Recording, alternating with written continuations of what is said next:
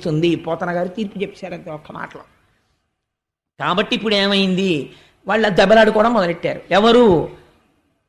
ఎవరికి అసలు అమృతం రాలేదో వాళ్ళు దెబ్బలాడుకోవాలి. రే చూడరా, అనవసరంగా మనం వచ్చాం, పాము తోకట్టుకున్నాం, మనం చిలికాం, అమృతం వచ్చింది, వాడు ఎత్తుకుపోతున్నాడు, అలా ఎత్తుకుపోవడం ఏంట్రా, మన నాయకుడు ఎక్కడ ఉన్నాడు, ఉత్తప్పుడు నాయకుడు ఏంటి, వెళ్ళొద్దా యుద్ధానికి అనాలి. వీళ్ళు యుద్ధం చేయలేదు. వీళ్ళందరూ కలిసి కూర్చుని శ్రీమన్నారాయణుణ్ణి ప్రార్థన చేస్తున్నారు. స్వామి, నువ్వు మాకు దిక్కు, నువ్వు పెద్దవాడివి మాకు. వాళ్ళు చూసావా అమృత పాత్రను ఎత్తుకుపోయారు, మాకు కూడా అమృతంలో భాగం రావాలి కదా తండ్రి, నువ్వు అనుగ్రహించు, మాకు అమృతం తాగడానికి మేము యోగ్యులమైతే మాకు అమృతం ఇప్పించు అని వాళ్ళు ఈశ్వరుణ్ణి ప్రార్థన చేస్తున్నారు. వీళ్ళేం చేస్తున్నారు, పోనీ ఎత్తుకుపోయిన వాళ్ళు కూర్చుని అందరూ కలిసి తాగేస్తున్నారా అంటే అలా ఏం తాగట్లేదు. అందులో మళ్ళీ బలవంతుడైన వాడు ఎత్తుకుపోతున్నాడు, బలహీనుడైన వాడు బలవంతుడి వెంట పరిగెడుతున్నాడు. ఇప్పుడు చిత్రం ఏమవుతుందో తెలుసా అండి, ఒరే మనకి ఎలాగో మనం వాడికన్నా బలవంతులంకం మనకి ఇవ్వట్లేదని ఉన్న వాళ్ళలో చీలికి తెస్తాడు వాడు. కాబట్టి వాడేం చేస్తాడంటే బుద్ధి ప్రయోగం చేస్తాడు. తప్పు కదా అలాగా, మనం ఒక్కళ్ళని తాగడం ఏంటి అంటే వీడికి ఎలాగో ఇవ్వడు, వాడు ఆ బలవంతుడే తాగేస్తాడు. కానీ వీడు మనం అంటాడు వాడిని కలుపుకొని, మనం తాగడం ఏంటి, వాళ్ళకి ఇవ్వాలి కదా న్యాయంగా, దేవతలకు కూడాను, వాళ్ళు అక్కడ కూర్చున్నారు, మనమేమో ఎత్తుకొచ్చేసాం, తప్పు కదా ఇలాగా అంటే. ఇలాంటి బలహీనులు 100 మంది తిరగబడతారు. 100 మంది బలవంతులు కలిస్తే 101 బలం కలిగిన వాడిని దెబ్బలాడచ్చేమో అని ఓ ఆలోచన. కాబట్టి ఇప్పుడు ఏమైంది, వ్యక్తి స్పర్ధ ఒక సామూహిక స్పర్ధ వైపుకి దారి తీసేస్తోంది. కలహం ఎలా వెర్రితలలు వేస్తుందో చూడండి. కాబట్టి ఇది ఏమైపోయింది, 2 వర్గాలు అయిపోయింది. 2 వర్గాలు అయిపోయి దెబ్బలాటకెళ్ళిపోయింది, కొట్టుకుంటున్నారు. ఇప్పుడు శ్రీ మహావిష్ణువుని వీళ్ళు ప్రార్థన చేశారు. ఇప్పుడు మీరు చాలా జాగ్రత్తగా గమనించాలి. ఈశ్వరుడు మోహిని రూపాన్ని స్వీకరించాడు. ఎందుకంటే మోహిని రూపం స్వీకరించడం, మహాభారతంలో కనపడినట్టు ఒక భయంకరమైనటువంటి విశ్వరూపంతో కనపడి, నేనే కాలస్వరూపుడనై భీష్మంచ ద్రోణంచ జయద్రథంచ అంటాడే, నేను భీష్ముణ్ణి ద్రోణుణ్ణి అందరినీ తినేస్తున్నానని, అటువంటి భయంకరమైనటువంటి కాలస్వరూపంతో కనపడి ఒక సమ్మోహనాస్త్రం వేసి రాక్షసులు మూర్ఛపోయేటట్టు చేసేసి దేవతలకు అమృతం పంచిపెట్టి వెళ్ళిపోకూడదా? మోహిని స్వరూపాన్ని ఎందుకు తీసుకోవాలి? ఇది క్షీరసాగర మథనంలో మీరు వేసుకోవలసినటువంటి ప్రశ్న. ఎందుకు మోహిని అవతారం ఎత్తాడంటే ఆయన, ఎక్కడ ఇలాంటి కలహాలు క్రోధము ఉంటాయో దాని పక్కన అక్క చెల్లెలు ఉంటుంది. ఏమిటో తెలుసా అండి, కామము. కామము అంటే కోరికే, వాడికి ఇవ్వకుండా మనం తాగేద్దామన్నదే కామము. అందులోంచి మళ్ళీ నేనొక్కడనే తాగేస్తాను, మిగిలిన వాళ్ళకి కోపము, క్రోధము. కామక్రోధములు పక్క పక్కన ఉంటాయి. ఇప్పుడు ఈ దిక్కుమాలిన పని చేస్తూ కామము ధర్మము తప్పింది, కామమును కామముతో పడగొడుతున్నాడు ఆయన. అందుకని ఇప్పుడేం చేశాడు, వీళ్ళ యందు కామం ఉన్నది, ఈ కామము ఎంత విర్రితలైనా వేసేస్తుంది. కాబట్టి చాలా తేలిక. కాబట్టి ఇలాగే పడగొట్టేయడం తేలిక వీళ్ళని. కాబట్టి సులభ మార్గం, దానికి పెద్ద సమ్మోహనాస్త్రం వేయడం ఎందుకు, యుద్ధం చేయడం ఎందుకు. కాబట్టి ఒక స్త్రీగా మారిపోయాడు. అంటే ఎంత చపల చిత్తులో, ఎంత ధర్మం తప్పిన వాళ్ళో, లోపల ఎంత కట్టుబడి లేని వాళ్ళో, ఒక స్త్రీ అందమైంది కనపడితే కొన్ని వేల మంది ఒక ఆడదాని వెంట పరిగెత్తారనుకోండి, ఇంకా దేశం ఉన్నట్ట చచ్చిపోయినట్ట, జాతి బతికున్నట్ట జాతి చచ్చిపోయినట్ట అంటే. కాబట్టి ఇప్పుడు రాక్షసులు దేని చేత హతమైనారు, ఆ స్త్రీని మరి దేవతలు కూడా చూస్తున్నారు కదండి. మరి వీళ్ళకి లేని కామపు నిక్కు వారికి ఎలా ఏర్పడింది అంటే, వీళ్ళ లోపల అంతఃపరిశీలన చేయగలిగిన వాడు, వాడు అంతఃపరిశీలన చేయలేనివాడు, వాడికి వేరొక ఆలోచన రాదు. కాబట్టి వెంటనే ఆయన ఏమైపోయారు అంటే, మెత్తని ఎడుగుల మెరుగారు జానువు అరటి కంబంబులతో అయిన తొడలు, ఘనమగు జగనంబు కడులేత నడుమును పల్లవారుణ కాంతి పాణియుగము, కడుదొడ్డ పాలిండ్లు కంపు కంఠంబును బింబాధరము చంద్రబింబముఖము, తెలిగన్ను గవయును అలికుంతలంబులు బాలేందు సందిభ పాలతలము, అమర కుండల కేయూర హార కంకనాదు లేపార మంజీరనాదమొప్ప, నల్ల నవ్వుల పద్మదలాక్షుడ సురపతుల నడగింపనాడు రూపంబు దాల్చి. మోహిని రూపాన్ని స్వామి స్వీకరించారు. ఎంత చిత్రమైన రూపం అంటే, బాలచంద్రుడు ఎలా ఉంటాడో అటువంటి నుదురు, నల్లటి కేశపాశం, పిరుదుల వరకు వేలాడుతున్నటువంటి జడ, మంచి పట్టుపుట్టం, సన్నటి నడుము, ఎర్రటి పాదాలు. పురుషుల యొక్క మనస్సుని, ఎటువంటి పురుషులు కామమోహితులై, స్త్రీ కనపడేటప్పటికీ వెంటనే అదుపు తప్పిపోగలగనంత బలహీనంగా మనస్సుని తయారు చేసుకున్నటువంటి వారిని పడగొట్టగలిగిన రూపమును పొందాడు. ఎందుకంటే ఎవరిని పడితే వాళ్ళని అలా అనడానికి వీల్లేదు. అందరూ అలాంటి వాళ్ళు అయితే దేవతలు ఎందుకు వెళ్ళలేదు? కాబట్టి స్త్రీని చూడగానే అటువంటి పరవశాన్ని పొందేవాళ్ళెవరో వాడే రాక్షసుడు. కాబట్టి ఇప్పుడు మీకు పరోక్షమైన తీర్పేది. ఒక ట్రైన్లో వెళ్ళిపోతూ ఓ కిటికీ పక్కన సీట్లో ఓ ఆడపిల్ల కనపడితే నేను బీటెక్ చదువుకుంటున్నాను, నేను ఎంబీబీఎస్ చదువుకుంటున్నాను, లేకపోతే నేను ఎంఎస్సి చదువుకుంటున్నాను, లేకపోతే నేను ఒక గవర్నమెంట్ ఆఫీస్లో జాబ్ చేస్తున్నాను అని కూడా లేకుండా తన సంస్కారము మరిచిపోయి గుటకలు వేస్తూ ఆడపిల్ల వంక చూసి మురిసిపోయే పిచ్చి వాడు ఎవడున్నాడో వాడే రాక్షసుడు. తన సమస్త సంస్కారమును ఒక స్త్రీని చూస్తే మరిచిపోతావా? ఏమాశ్చర్యం అది నిజంగా. అంటే నువ్వు ఎంత బలహీనమైన సంస్కారం ఉన్నవాడివి. కాబట్టి ఇప్పుడు ఏమైంది? మోహినిని చూస్తే వాళ్ళకి స్పృహ తప్పిపోయింది. వాళ్ళు వెంటనే అమృతపాత్ర పట్టుకున్న వాళ్ళు పట్టుకుని ఇప్పుడు దీని మీద మనసు లేదు వీళ్ళకి. ఇంతకన్నా తుచ్చకామమునకు జారిపోయారు. వాళ్ళకి వీళ్ళకి చెందవలసిన అమృతపాత్రని చేత్తో పట్టుకున్నారు. ఇప్పుడు ఇది ఎలా తాగుదావురా అంటలేదు. ఇంత కలహము ఆగిపోయింది, ఇంత దెబ్బలాట ఆగిపోయింది. ఎక్కడి వాళ్ళక్కడే నిలబడిపోయారు. ఇప్పుడు వాళ్ళ మనసులో కోరిక ఏమిటో తెలుసా అండి? మనం ఎవరం ఎంత బాగా మాట్లాడి ఈమెని వశం చేసుకోగలం. ఇప్పుడు శాశ్వతంగా బతికుండడం కూడా వాళ్ళకి అక్కర్లేదు, ముసలితనం రాకుండా ఉండడం కూడా వాళ్ళకి అక్కర్లేదు. ఈ అమృత దేవలత్తలు పట్టుకెళ్ళిపోయినా వాళ్ళకేం బాధలేదు. వాళ్ళకి ఆ స్త్రీ లొంగితే చాలు. కానీ మళ్ళీ ఇప్పుడు గమ్మత్తు ఏమిటో తెలుసా అండి? చాలామంది ఉన్నారు రాక్షసులు. కాబట్టి ఎవడికి వాడే ఆ స్త్రీని వశం చేసుకోవాలని కోరిక. ఒకడి మించి ఒకడు చాలా మంచి వాళ్ళ మాట్లాడతాడు, ఒకడిని మించి ఒకడు చాలా గొప్పగా మాట్లాడతాడు. ఎందుకు ఈ అవస్థలన్నీ? ఎందుకు అలా నిన్ను నువ్వు పొగుడుకోవడం? అంటే అవతల వారు ప్రీతి చెందాలని ప్రయత్నించడం. అందుకే ఉచ్చైశ్రవాన్ని ఇంద్రుడకు ఇయ్యలేదు భగవానుడు. ఉచ్చైశ్రవం అంటే ఏమిటో తెలుసా అండి? అదుపు తప్పిన ఇంద్రియాలు. గుర్రం అంటే కీర్తి కండూతి. ఏది చేసినా నన్ను ఎవరైనా మెచ్చుకుంటారా అనో తాపత్రయం. మెచ్చుకోవడం ఎందుకు? విహితం నువ్వు చెయ్యాలని చేస్తున్నావు.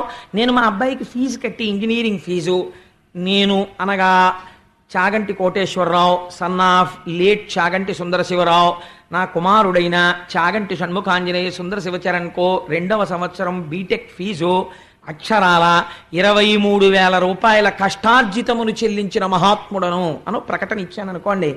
చూసి వెంటనే మీరు ఏమంటారు? వీడు ఏంటరా ఇంత విర్రాడు, వాడి కొడుకు వాడు ఫీజు కట్టుకుంటే ఏడు పేపర్లో వేసుకున్నాడు ఏంటంటారు కదా. నా కొడుక్కి నేను ఫీజు కట్టుకోవడం అది పెద్ద విశేషం అండి.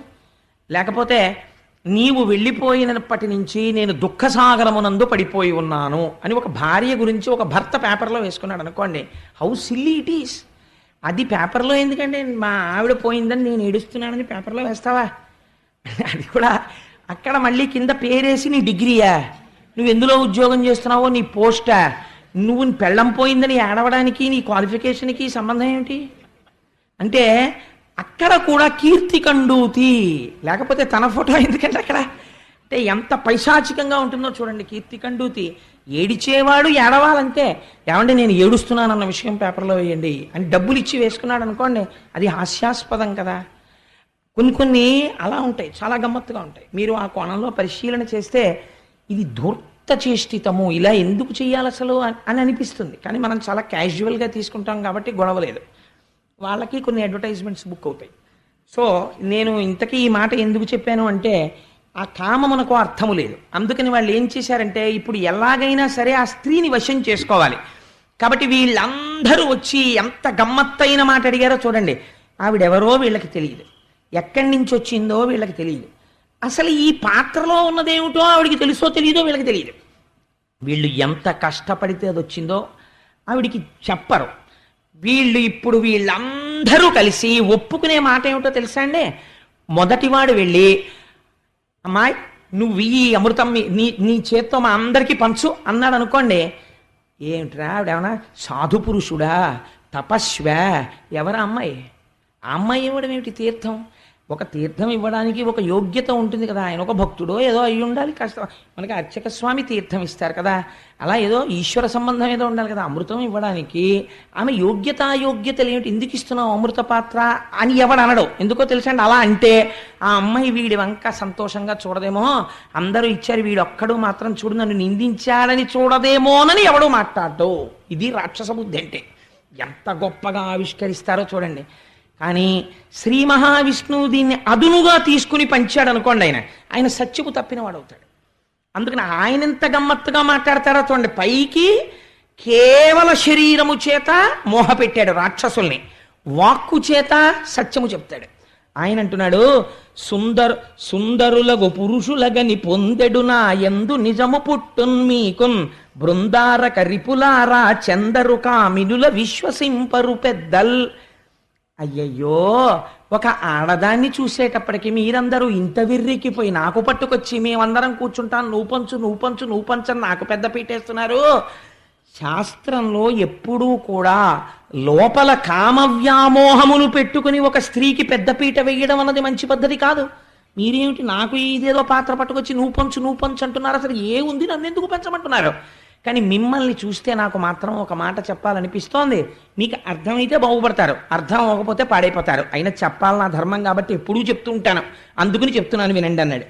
అని పలుకులు మధురసధారలు తలపులు నానా ప్రకార దావానలముల్ చెలుములు సాలవృకములు చెలువులన ముటలు వేద సిద్ధాంతములే. తన ధర్మపత్నియందు అనురాగం ఉండడం ఎప్పుడూ దోషం కాదు.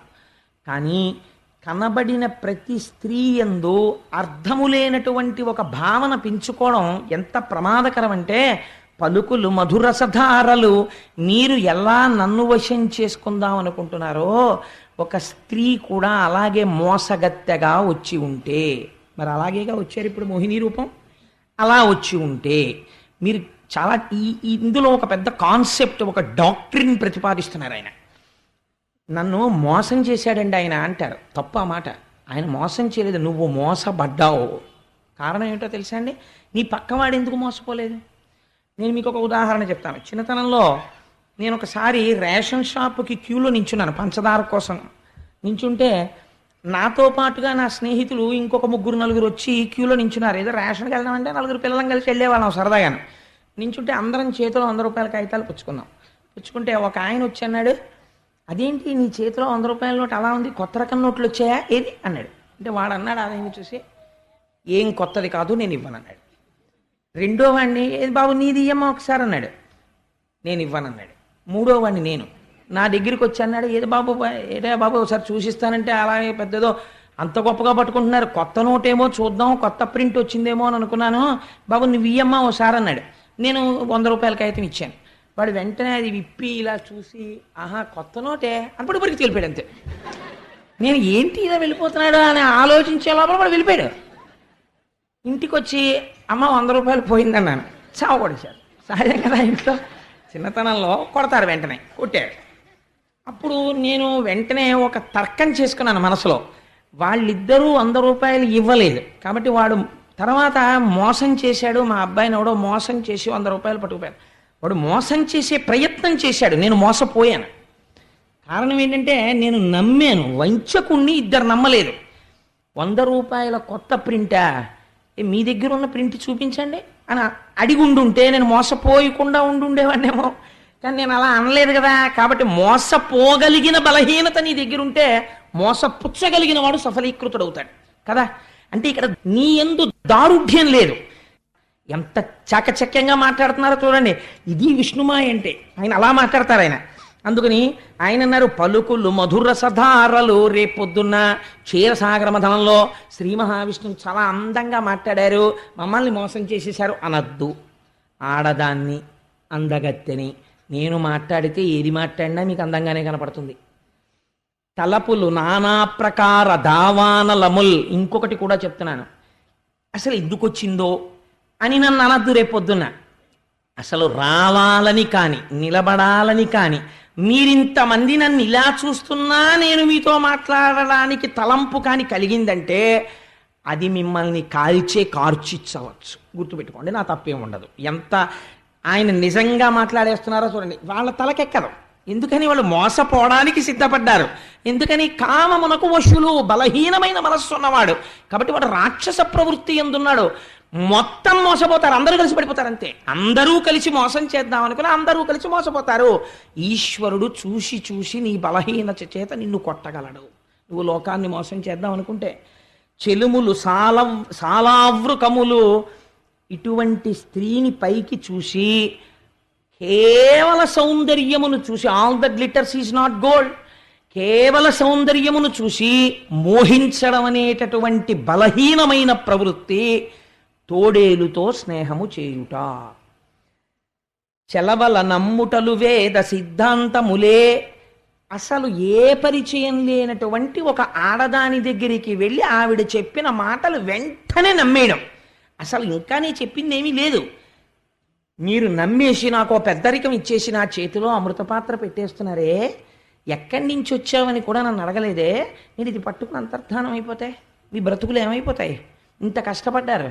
ఆవిడ పాఠం చెప్తోంది. నిజంగా రాక్షసులు గ్రహించారనుకోండి ఈ పాఠం విని, అమ్మా నువ్వు యథార్థం మాట్లాడావు తల్లి, మేము ఈ పని చేసి ఉండకుండా ఉండాల్సింది అని ఆవిడ కాళ్ళ మీద పడి వెంటనే వాళ్ళ మనసు మార్చుకున్నారనుకోండి. క్షీరసాగర మథనం కథ వేరొకలా ఉంటుంది.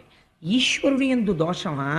చాలామంది క్షీరసాగర మథనంలో అంటారంటే ఈశ్వరుడు మోసం చేసి రాక్షసులకి పెట్టలేదు కాదు, వాళ్ళు మోసపోయారు. మరి రాహువుకి ఎందుకు పోశారండి? రాహువు వచ్చి కూర్చుంటే తెలుసు శ్రీ మహావిష్ణువుకి, రాక్షసుడు కూర్చున్నాడని తెలిసి కూడా పోశారు. ఎందుకు పోశారు మీకు చెప్తాను, ధర్మం కాసేపాగి. అందుచేత ఈ మాటలు చెప్పారు.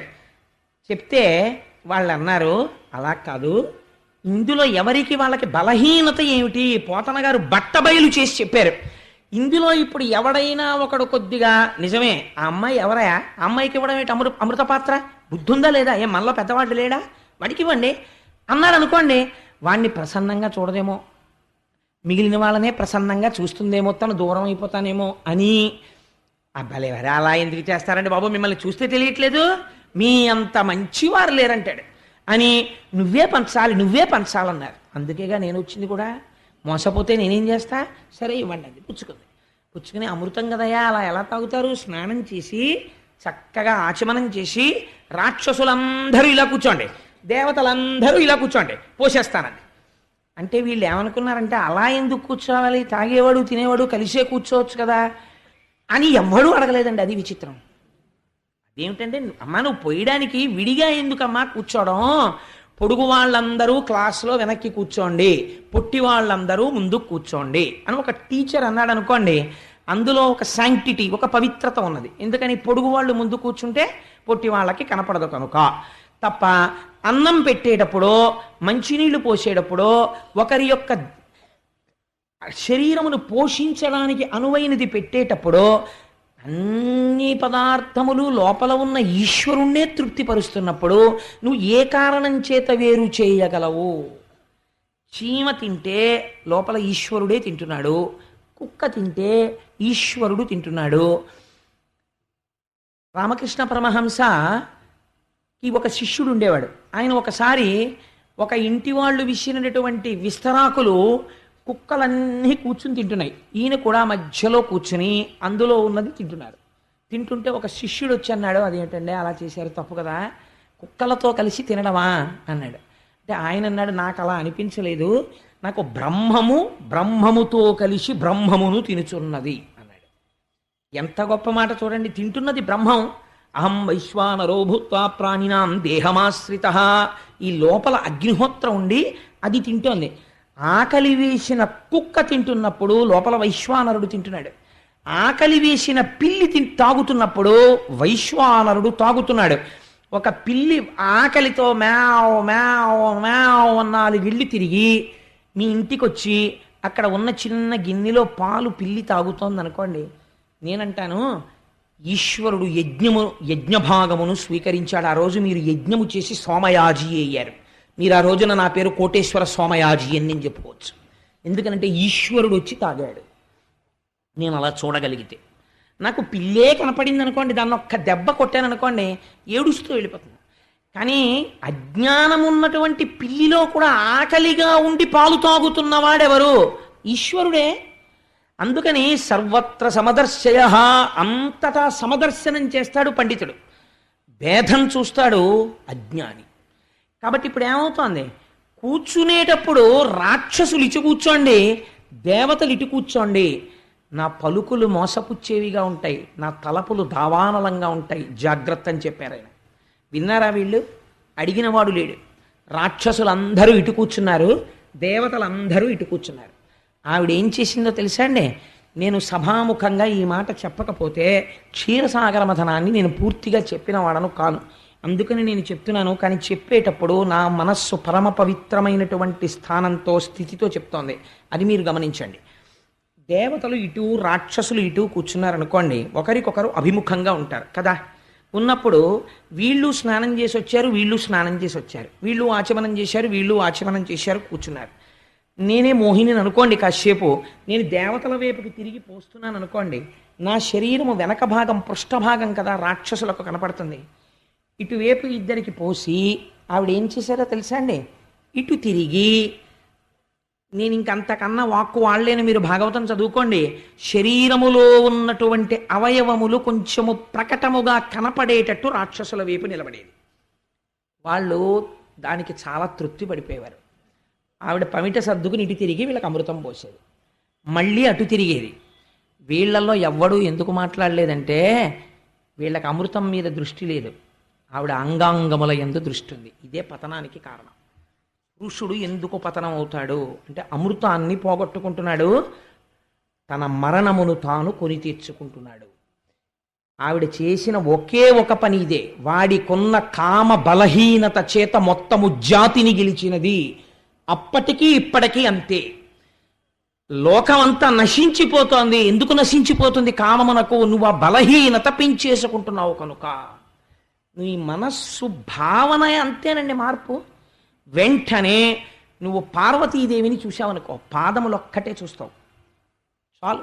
మా అమ్మ పాదములు అన్న భావనతో నువ్వు చూస్తే అంతే, నువ్వు పరిశుద్ధుడు అయిపోయి అమృతం వచ్చేస్తుంది చేతులకి, నువ్వు దేవత అయిపోతావు అంతే. ఈ భావన యందు తేడా. దేవతలకి ఇది అక్కర్లేదు. ఈ బాహ్యమైన శరీరమునందు వారికి కోరిక లేదు, వారికి అమృతపానము చెయ్యాలని కోరిక. వాళ్ళ వైపు పవిత్రంగా కనపడుతుంది, వీళ్ల వైపు మోహజనకముగా కనపడుతుంది. ఇలా పోసుకుంటూ వెళ్ళిపోతోంది. ఎవడికి వాడికే ఓ కోరికుంది. ఉదయం ఇలా పోసుకుంటూ వెళ్ళిపోతోంది, నిన్ను రూపులు ఇచ్చేటప్పుడు చూడండి గోపాలకృష్ణ గారు అక్కడి నుంచి వెనక వైపు కూడా ఇవ్వండి అన్నారు. ముందు వాళ్ళకి అందిపోతాయేమో అని. అంటే నిర్వహించేవాడి తాపత్రయం అలా ఉంటుంది, అందరికీ అందాలని. అందుకని ఆ మాట ఆయన అనగలిగారు. అంటే ఆయన యందు అందరికీ అందాలన్న పూజ్య భావన ఉన్నది, ఆయన దేవత అయి నిలబడ్డాడు కాబట్టి. కానీ కామన పెరిగిపోయింది అనుకోండి, ఒరే అటువైపే పోస్తోంది కానీ ఇటువైపు ఒకడికి పోయట్లేదు, ఈ దేవతల చివరి వరకు వెళ్ళిపోయిన తర్వాత లొల్లి అని తిప్పేస్తే ఏం చేస్తాం అని కడుపులో ఉంది. కానీ ఈ మాట అంటే నా వంక ప్రసన్నంగా చూడదేమో అని భయం ఎవడికి వాడికి. అందుకని వాడు మాట్లాడడు. ఇదే చెప్పారు పోతన గారు. కాబట్టి ఏం చేశారు? వీళ్ళు అడగరు. ఆవిడ దేవతలకి పోసుకుంటూ వెళ్ళిపోతాడు. వెళ్ళిపోతుంటే రాహు అన్నవాడు ఒక్కడు చూశాడు, రాక్షసుడు. చూసి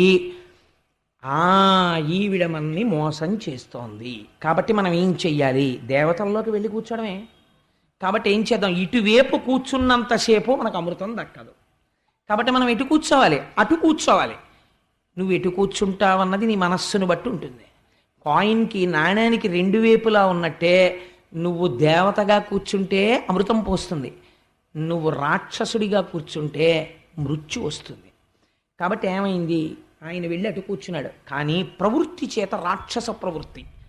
దేవతలలో కూర్చున్నాడు. కూర్చుంటే చాలా గమ్మత్తైన విషయం జరిగింది. ఈవిడ ఇటు పోస్తోంది, ఇటు తిరుగుతోంది, ఇటు పోస్తోంది, ఇటు తిరుగుతోంది. వీడు మోహిస్తున్నాడు, వాడు అమృతం పొందుతున్నాడు. ఈవిడ రాహువు దగ్గరికి వచ్చింది. వచ్చేటప్పటికి ఆవిడికి ఈ పక్కన కూర్చున్న వాళ్ళిద్దరు రాహువుకి ఇటు సూర్యచంద్రులు కూర్చున్నారు. వాళ్ళిద్దరికీ అమృతం పోస్తున్నప్పుడు వాళ్ళు అన్నారు వాడికి పొయ్యకూడ రాక్షసుడని చెప్పారు. ఇలా అనగానే సూర్యుడు అన్నాడు, చంద్రుడు ఉన్నాడు. సూర్యుడికి పోసిన తర్వాత చంద్రుడు దగ్గరికి వెళ్ళింది. చంద్రుడికి పోయిగానే ఆయన అన్నాడు వాడు ఇక్కడ కూర్చున్నాడు అన్నాడు. కనిపెట్టాడు శ్రీమన్నారాయణుడు. రాహు వచ్చి కూర్చున్నాడు ఇక్కడని. ఎంత గమ్మత్తుగా ఉంటుందో చూడండి ధర్మం. అమరవ్రాతములోన జొచ్చి దివిజుండై రాహు పీయూష పానము సేయంగని చంద్రభాస్కరులు సన్నల్సేయ నారాయణుండమరారాతి శిరంబు చక్రహతి దుర్మాడెన్ సుధాసిక్తమై అమరత్వంబును చెందె మూర్ధము తదన్యాంగంబు నేలంపడన్. అమృతం పొయ్యవలసి వచ్చినప్పుడు వెంటనే ఆయన మోహింప చెయ్యాలంటే ఓ మాట అనొచ్చు. అదేమిటో ఇటు కూర్చున్నావు అటు కూర్చో అందనుకోండి. ఇప్పుడు రాహు ఏం చేయాలి? రాక్షసులందరూ ఈవిడిని సపోర్ట్ చేస్తారు కదా, ఈవిడి దగ్గర ప్రసన్నత కావాలి. అవునవును మావాడే అటు కూర్చున్నాడు వేరే విటొచ్చాయి అంటారు ఆవిడ దగ్గర మెహర్బానీ కోసం. కానీ ఎంత ధర్మం పాటించారో తెలుసా అండి?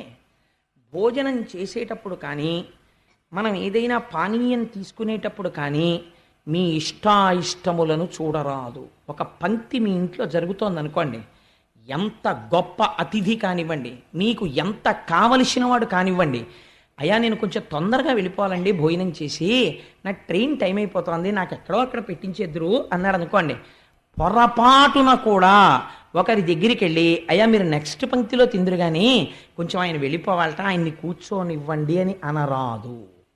ఇందువల్ల రాక్షసుడైన అమృతం పోశాడు తప్ప పంక్తి మించి లేపకూడదు. అది పరమదోషం అన్నింటికన్నా.